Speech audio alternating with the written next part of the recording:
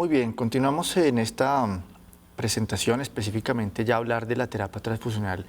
guiada un poco, presentada en esta oportunidad a través específicamente de los diferentes componentes. Nos vamos a centrar un poco más en los glóbulos rojos, pues por la dinámica también de su utilización, y revisaremos los otros un poco en menos detalle, pero pues dándole a todos un poco la mejor cobertura posible en el tiempo dispuesto. Recordar los glóbulos rojos empaquetados, esta es su disposición, vienen usualmente con un hematocrito del 80%, dependiendo el hematocrito también de la utilización o no de soluciones aditivas específicamente. El almacenamiento está entre 1 y 6 grados centígrados, o se da a esa temperatura, y dependiendo también de la presencia o no de esas soluciones aditivas, tenemos unos tiempos también de almacenamiento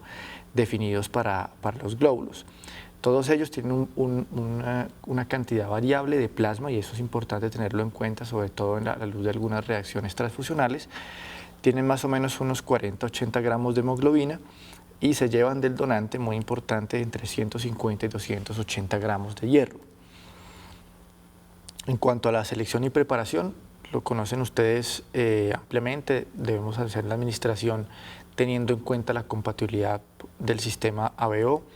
idealmente también del RH, pero como vemos en la diapositiva, algunas unidades positivas podrían ser transfundidas en caso de urgencia a hombres negativos o mujeres sin potencial reproductivo, que no tengan, por supuesto, anticuerpos previamente formados contra el antígeno D, y en presencia, por supuesto, de una prueba cruzada compatible.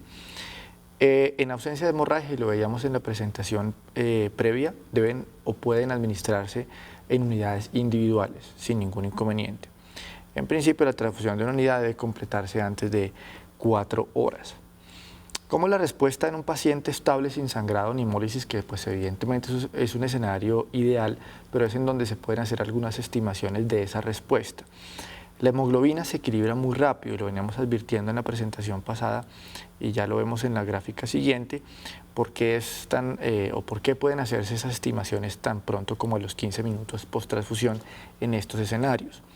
Una unidad incrementa en promedio 1 gramo por decilitro de hemoglobina y 3% del hematocrito en el paciente adulto. En los neonatos, una dosis más o menos de 10 a 15 cc por kilo, que es lo habitual, incrementa en cerca de 3 puntos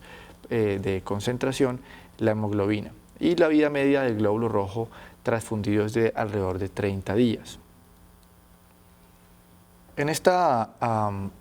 cuadro vemos uno de los estudios clásicos que determinó que en los pacientes en esos escenarios podemos tener lecturas, digamos, aún en tiempos muy cortos post-transfusión, como a los 15 minutos, por ejemplo, que nos predicen de buena manera cuál va a ser la concentración de hemoglobina en el largo plazo para ese paciente. Para entender un poco la gráfica, vamos a mirar un poco que en la línea 0, digamos, corresponde en el eje de la Y a la diferencia detectada del valor de hemoglobina medido a los 15, a la hora o a las 2 horas con respecto al valor que tendríamos en las 24 horas. Si miramos el punto que encontramos en la parte más alta de la imagen, el que está alrededor de 20, la lectura quiere decir que para ese caso, en ese paciente, a los 15 minutos, la diferencia que tenemos de ese valor de hemoglobina medido a los 15 minutos con el medido a las 24 horas es de 2 gramos por decilitro, pero como ven ustedes no es, digamos, la tendencia. Ese era un punto para un poco poder entender la gráfica. Lo que vemos allí es que a los 15, a la hora o a las 2 horas tenemos una variación relativamente, por un lado, uniforme y relativamente baja, digamos, en órdenes de magnitud. Vean ustedes que es 1 grado arriba o 1 grado abajo, o digamos un grado no, sino un punto, digamos, de concentración arriba o abajo con respecto a ese valor, de suerte que ya podemos advertir allí que midiéndola a los 15 minutos, máximo vamos a tener una diferencia de 1 gramo con respecto a las 24 horas, de suerte que en ese escenario, insisto, de paciente sin sangrado y sin hemólisis, podemos tener una lectura muy apropiada en un tiempo tan rápido como 15 minutos después de la transfusión. ¿Qué indicaciones tenemos en términos prácticos y grandes e invariables de los glóbulos rojos? La primera y la más difícil de objetivizar es la deficiencia sintomática de la capacidad de transporte de oxígeno o la hipoxia tisular debida a inadecuada masa celular circulante o eritroide circulante, y esa es la que vamos a definir un poco más en las siguientes diapositivas. Hay otros escenarios clásicos en donde siempre tendremos que transfundir, la exsanguinotransfusión, por supuesto, más un poco en la dinámica de reponer esa masa celular que hemos retirado, y en ese mismo escenario el intercambio eritrocitario por aféresis también nos obliga a transfundir. De suerte que la primera, por supuesto, que estas son las indicaciones así macro, es la primera, objetivizar esa primera, ese primer panorama es lo que ha resultado complicado. Hay una tendencia actual, y ya seguramente muchos de ustedes lo han advertido, a tener una disposición o una mirada restrictiva sobre la transfusión y restrictiva con respecto a los valores de la hemoglobina. Es decir, ha ido bajando cada vez más el umbral en donde tenemos que advertir la necesidad de transfusión. Sin embargo, traigo este cuadro para recordar que también cuando nos bajamos demasiado, es decir, también no podemos irnos muy restrictivos, porque por supuesto que también hay una carga de morbimortalidad importante en los pacientes, sobre todo cuando estamos, lo ven ustedes allí en la gráfica, sobre todo por debajo de 6, básicamente tenemos ya porcentajes o magnitudes importantes de morbimortalidad en los pacientes, así que es muy importante tener en cuenta que si bien lo que vamos a ver adelante hay una dinámica cada vez más restrictiva, por supuesto no olvidar que cuando la transfusión en sí misma también es salvadora en muchos de estos casos, y cuando no los abordamos de esa forma, pues tenemos incluso mortalidades muy altas. La pregunta entonces es cómo hacer o cómo parametrizar un poco la necesidad de la transfusión. Hasta hace muy poco no había consenso sobre las indicaciones o era muy variado entre las regiones qué indicaciones teníamos, pero pretendo mostrarles en esta presentación que estamos llegando a valores cada vez más homogéneos entre las diferentes regiones al respecto de los umbrales, por lo menos basados en hemoglobina, de cuándo transfundir glóbulos rojos específicamente. No teníamos y aún adolecemos de no tener parámetros confiables y más que confiables disponibles sobre una medida objetiva de la entrega de oxígeno a tejidos o órganos críticos. Muchos estudios específicamente del área de anestesia han procurado mostrar conjuntos de variables, por supuesto medidas de forma un poco invasiva, o con instrumentos que implican un abordaje invasivo y que por supuesto no son de disponibilidad general, de suerte que el parámetro que seguimos teniendo pues es la hemoglobina específicamente. No olvidar, y ya lo hemos discutido en varias oportunidades, las medidas alternativas siempre antes de considerar pues la transfusión y la balanza sobre los riesgos y beneficios. El primer estudio que dio luces a la medicina transfusional sobre algunos umbrales específicamente de la hemoglobina, o que por lo menos podíamos empezar a tener una mirada más restrictiva sobre la transfusión, fue este estudio, el estudio TRI, que ya tiene algunos años, es el principio de los años 90, en el cual fue un estudio aleatorizado controlado, en el cual tuvimos un grupo, se hizo una intervención en un grupo de forma restrictiva para intervenir con la transfusión en parámetros de hemoglobina entre 7 y 9, comparativamente con un grupo denominado de intervención más liberal, en el que los valores de hemoglobina o los umbrales en donde se intervenía con transfusión era de 10 a 12. ¿Qué mostró ese primer estudio? Una tendencia a reducción de la mortalidad a 30 días en los pacientes del brazo donde fuera la hemoglobina o el umbral más bajo, y también una mortalidad en los pacientes de menor severidad en el brazo, que tenía también mayores restricciones o un umbral más bajo de hemoglobina. La conclusión de los autores de ese estudio entonces fue que el brazo restrictivo, es decir, a proceder con unos umbrales más bajos, era equivalente a hacerlo con valores más altos o probablemente superior en términos por lo menos de esos dos resultados que discutimos aquí precisamente. Ya advertía ese estudio de una forma muy interesante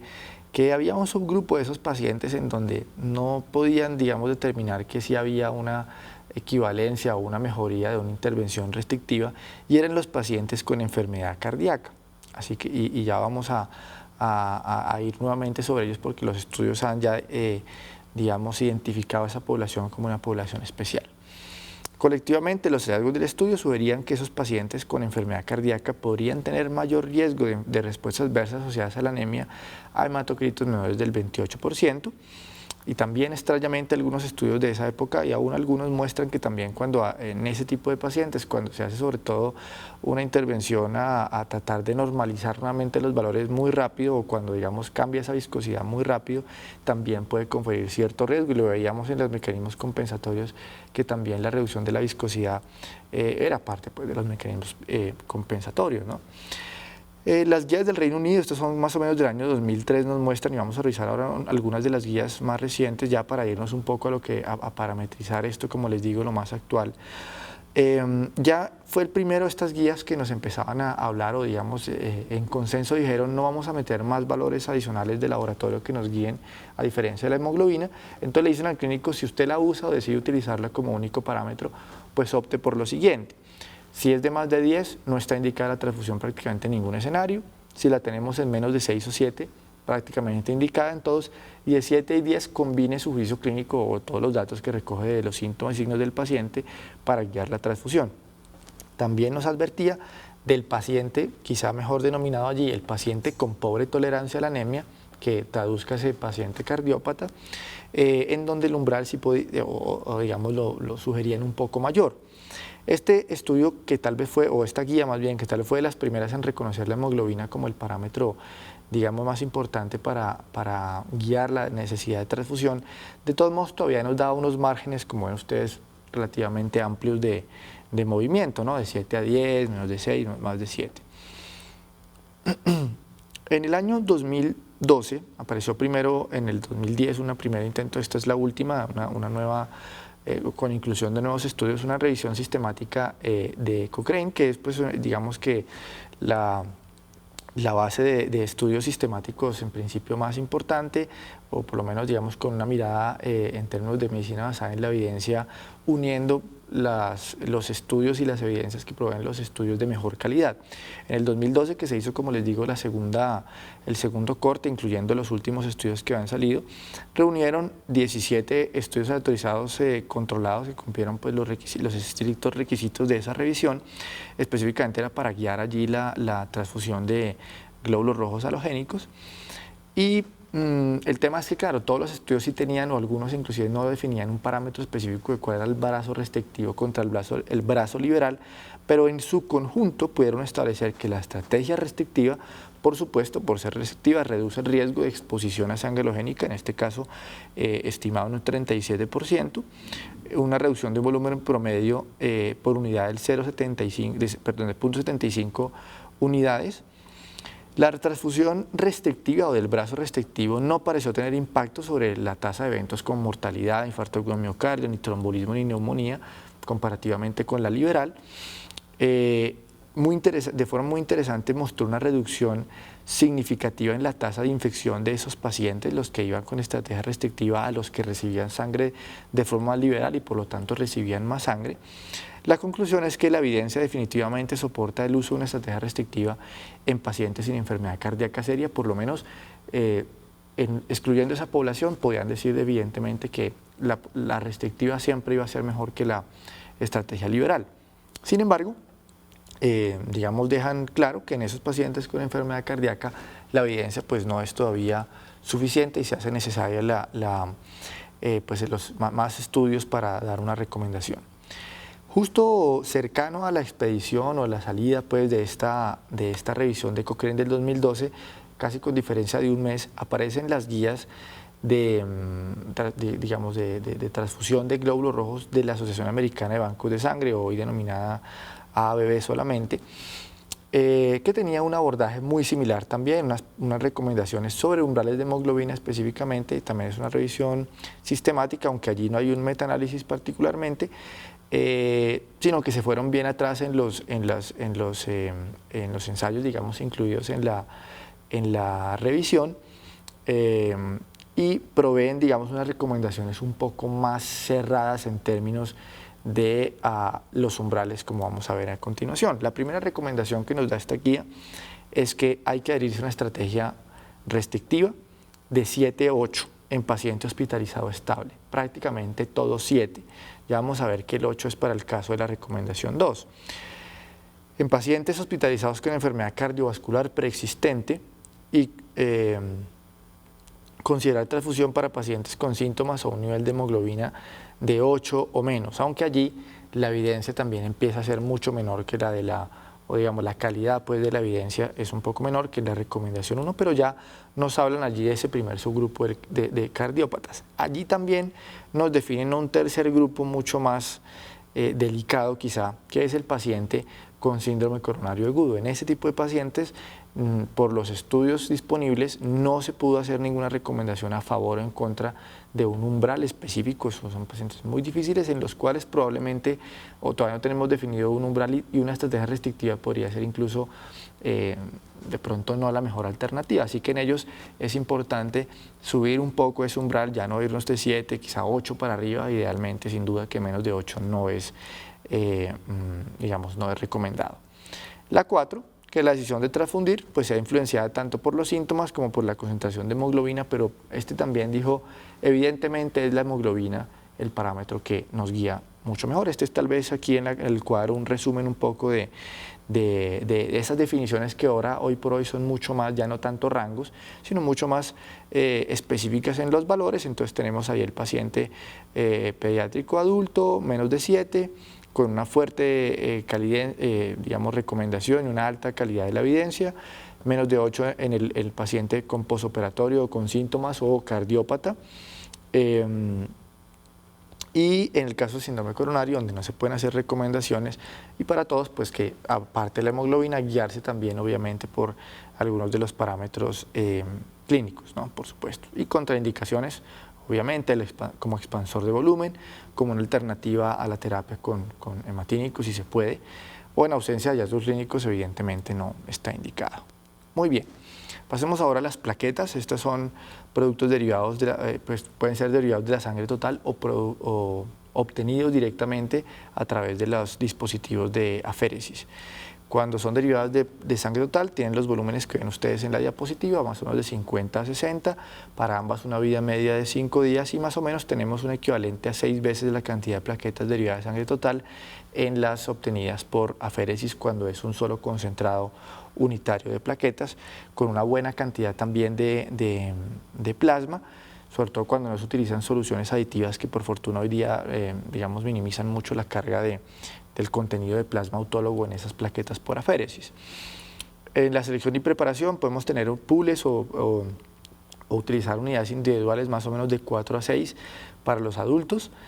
El plasma del donante en principio hay que considerarlo que sea biocompatible con los glóbulos del receptor en estos dos escenarios, transfusiones de alto volumen o evidentemente en receptores con volúmenes bajos o volemias bajas, los niños particularmente en donde podríamos tener incompatibilidad menor, entonces es importante allí tener claro esa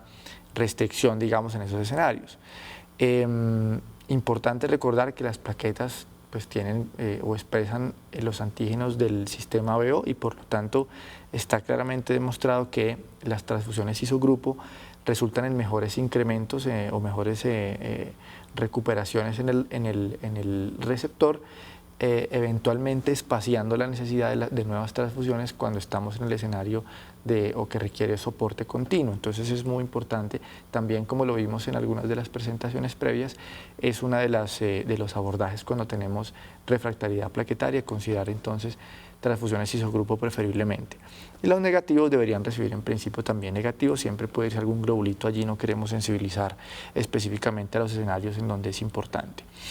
Las dosis, 4 unidades entonces en pool o 1 a 2 de plaquetas por aféresis para pacientes con trastornos de número o trastornos funcionales también de las plaquetas, en donde hay veces es importante recuperar o pues transfundir plaquetas completamente funcionales. Aquí tenemos también el abordaje que son, digamos, dos, un abordaje preventivo o que llamamos de transfusión profiláctica o ya correctivo cuando estamos en los casos de sangrado pues evidente. ¿Cómo evaluamos la respuesta a las plaquetas? También muy rápido, tenemos que los conteos de 10 a 60 minutos post-transfusión en un paciente por lo menos que no tenga un cuadro clínico de secuestro, por ejemplo, de las plaquetas o alguna otra alteración, digamos, que nos depure rápidamente las plaquetas de circulación, tenemos también la posibilidad de hacer una medida relativamente rápida y predecir esos recuentos en el largo plazo con buena confianza. Cada unidad aumentaría de 5.000 a 10.000 por microlitro, las unidades individuales, o plaquetas por aféresis en el orden de 20.000 a 60.000 por microlitro. En los chiquitos administramos una dosis de 5 a 10 cc que resulta en un incremento entre 50 y 100.000 por microlitro. Aquí vemos algunos ensayos clínicos controlados ya de un buen tiempo atrás, los clásicos, pero para mostrarles, o tiene por objeto mostrarles que los valores, digamos, viendo aquí también un escenario de brazos restrictivos, y lo queremos ver acá, miren ustedes, pacientes incluso de soporte continuo, como los de neoplasias hematológicas, no veíamos o no se veían desde entonces diferencias en la frecuencia o en la severidad misma de los sangrados, cuando teníamos comparativamente umbrales de entre 20.000 y 10.000 plaquetas. Desde entonces ya también hay parámetros restrictivos para la transfusión pues, de plaquetas, que por supuesto están alejados de también el umbral de trombocitopenia, sino que aquí, digamos, ya la inminencia de sangrado es muy alta. Las indicaciones generales, estas son indicaciones sugeridas por las guías de la Cruz Roja Americana.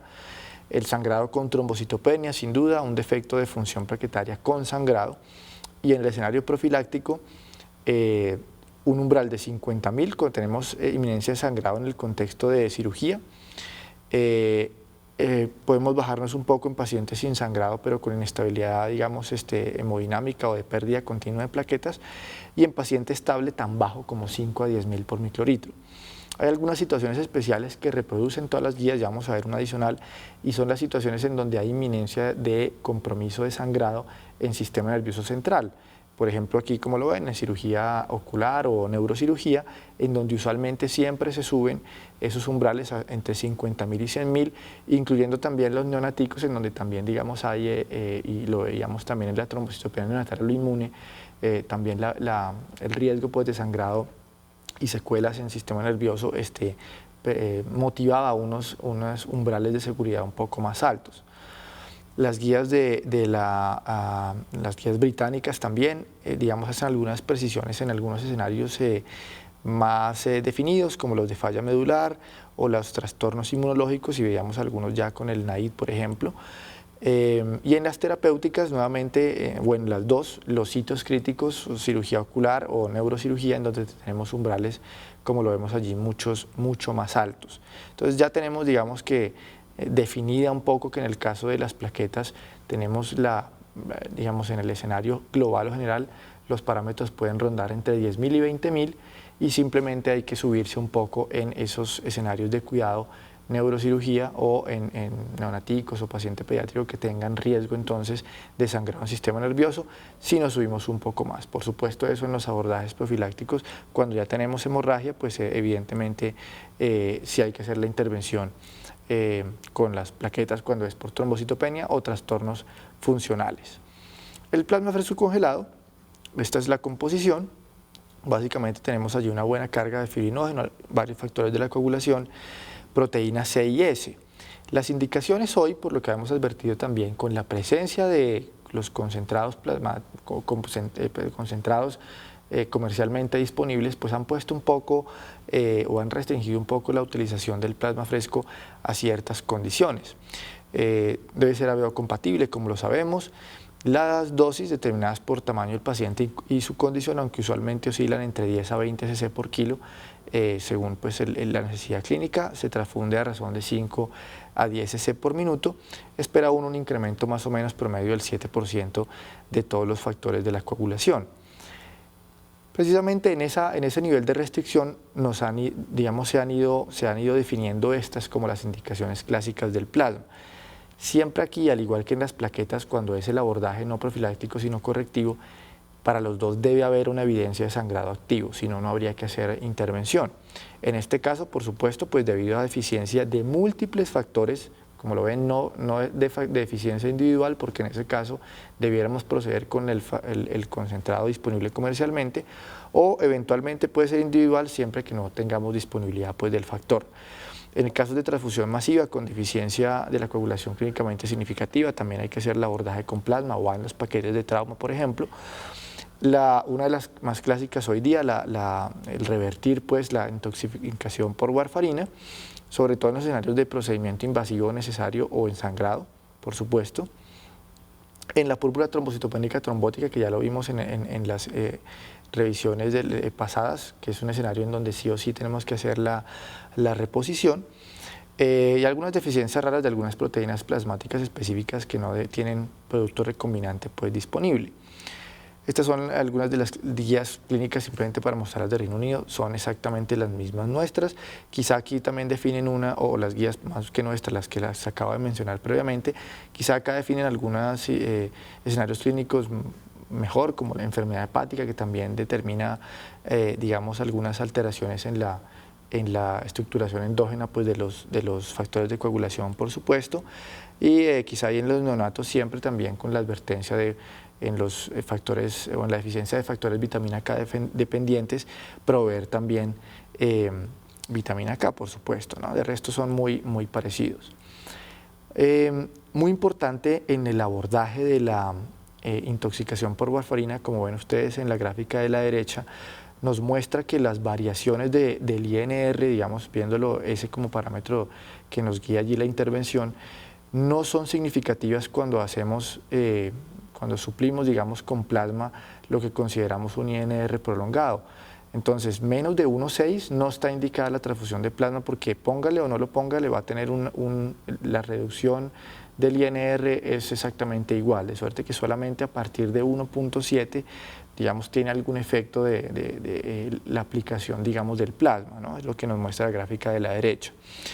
Muchas veces las elevaciones leves también de otros parámetros como el PT o el PTT pueden sobreestimar los beneficios clínicos de la transfusión, y algunas guías han sugerido algunos umbrales en situaciones específicas pues, que nos pueden caer un poco la necesidad de transfundir, aunque acá recordemos siempre que debe haber el tema del sangrado, ¿no? Pero pues aquí está definido 1.3 veces el límite superior del rango de referencia en segundos, o 1.5 el punto multiplicado por el punto medio del rango de referencia en segundos cuando pasa esa lectura, puede estar indicándonos que o por lo menos una sospecha de que se va a requerir seguramente o nos va a predecir la necesidad de plasma fresco congelado. Los crioprecipitados, entonces tenemos allí su composición, volumen bajo, 10 centímetros solamente, con un alto contenido de fibrinógeno, factor 8, von Willebrand, fibronectina, factor 13 y trombina. Este también pues, es un subproducto también del plasma fresco congelado, en donde precipitamos específicamente esos factores. La dosis es de 1 unidad por cada 10 kilos de peso de los pacientes. 10 unidades incrementan el fibrinógeno más o menos entre 60 a 70 miligramos por decilitro, y en principio no requiere prueba cruzada, ni importa el grupo ABO y RH. El control de sangrado entonces se utiliza, digamos, sus indicaciones específicamente son para pues, las condiciones en donde tenemos déficit de esos factores que precisamente están muy ricos o son muy representativos en el crioprecipitado. Entonces, pues por supuesto, el factor 8, sí, digamos, cuando no lo tenemos disponible también comercialmente. La deficiencia de factor de von Willebrand severa siempre que no hayamos podido controlarla por otros medios, como veíamos en la presentación anterior, que la desmopresina sigue siendo, o pues hoy por hoy es uno de los medicamentos que nos permite incluso no tener que disponer del uso pues, de hemocomponentes para la corrección de esta patología, y en algunos casos de hipofibrinogenemia donde el crioprecipitado pues, se utiliza siempre que tengamos concentraciones menores a 1 gramo por litro. Esto me lleva al final de la presentación. No olviden por favor revisar el material suplementario. En ese material suplementario hay unas indicaciones de cómo descargar las últimas guías de la ABB en los dispositivos móviles para que las puedan difundir también en sus colegas de sus instituciones. Por lo menos está ahora el desarrollo para la indicación de los glóbulos rojos, en donde sencillamente colocando algunos parámetros, un checklist ahí de los pacientes, la guía te muestra específicamente cómo debes proceder. También tiene una parte sobre reacciones adversas a la transfusión, sobre todo las agudas y más importantes, de suerte que les recomiendo que lo miren para que puedan difundir, digamos, estas guías que son las últimas y las que más se están manejando hoy día en el mundo. Por su atención, muchas gracias, y nos continuamos en la siguiente presentación. Muy amables.